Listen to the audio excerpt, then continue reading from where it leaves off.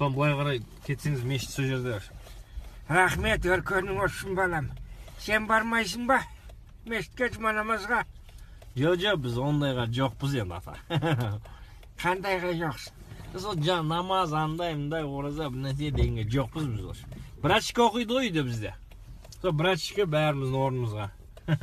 Сол оқиды, сол жұмаға барады. Сол братчика айтамыз, кешірім сұрай сал бәріміз орнымызға деп. Біз обедке кетіп баратырмыз қазір. Жұмыстан шығып, обед ішіп.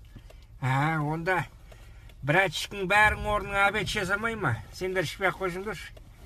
Не қыласыңдар, ауыздарыңды ауыртып, бір адам іше бермей ма? Қалайсың да? Қуасады.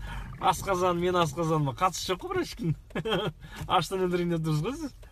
Сол ғой шырағым. Құлшылықта дәл солай.